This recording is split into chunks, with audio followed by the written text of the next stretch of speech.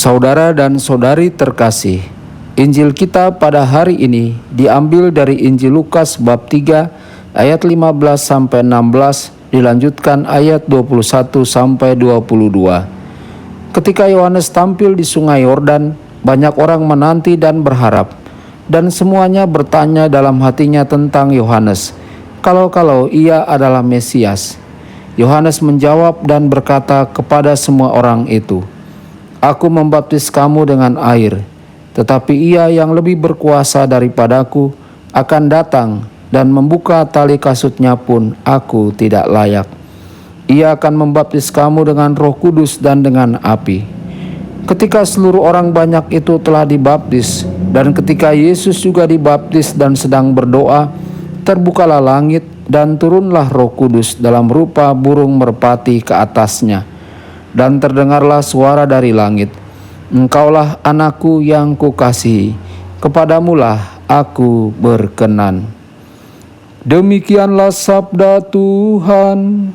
Terpujilah Kristus.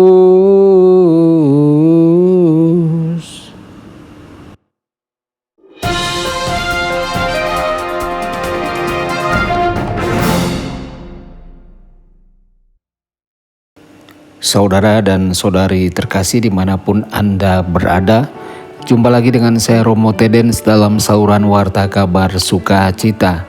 Semoga Anda semua dimanapun berada senantiasa dalam keadaan sehat dan berbahagia. Saudara dan saudariku dalam Kristus, hari ini kita melihat Yesus yang sudah beranjak dewasa. Bayi Yesus di palungan telah tumbuh dewasa dan terhormat, dan mencapai tempat itu dalam kehidupan ketika Yesus harus memulai amanat ilahi yang dipercayakan kepadanya oleh Bapanya. Sebagai persiapan, Yesus bergabung dengan para calon baptis yang telah menanggapi Yohanes Pembaptis di Sungai Yordan, menyerahkan dirinya untuk dibaptis di tangannya untuk menghapus dosa-dosa mereka. Pada waktu dan tempat itulah Tuhan menyatakan Dia sebagai anaknya. Kemudian ketika dia sedang berdoa, langit terbuka. Roh Kudus turun ke atasnya dalam bentuk tubuh seekor merpati, dan sebuah suara dari surga terdengar, "Engkaulah anakku yang kukasihi, kepadamulah aku berkenan." Saudara-saudari, hal ini hanyalah tahap persiapan dari perjalanan besar Yesus. Yesus siap untuk memulai semua jalan menuju salib. Hal ini adalah tindakan publik pertama dari pelayanannya dan menandai keilahiannya kepada dunia sebagai Mesias yang dijanjikan.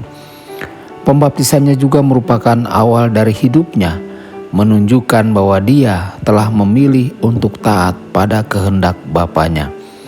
Sebuah tanda bahwa Yesus tidak akan menjadi penghasut atau pembual, tetapi Yesus akan menjadi pribadi yang lembut, damai dan tenang.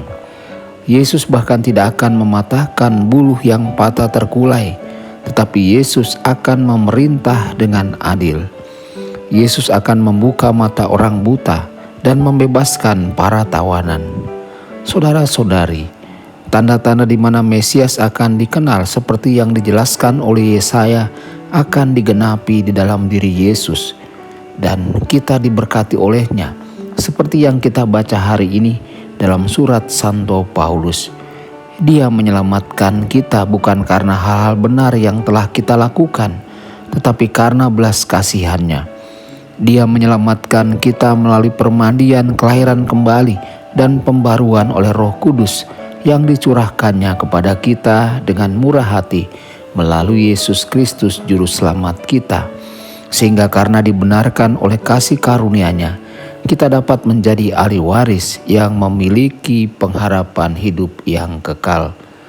Saudara-saudari, pesta pembaptisan Tuhan Yesus berfungsi untuk mengingatkan kita akan pembaptisan kita sendiri, meminta kita untuk memperbaharui janji yang dibuat oleh orang tua dan wali baptis kita atas nama diri kita, ketika mereka memperkenalkan kita kepada Raja, kepada gereja, untuk menjadikan kita murid Yesus. Pembaptisan telah membebaskan kita dari segala kejahatan yang merupakan dosa, tetapi dengan kasih karunia Allah, kita harus menyelesaikan semua hal yang baik.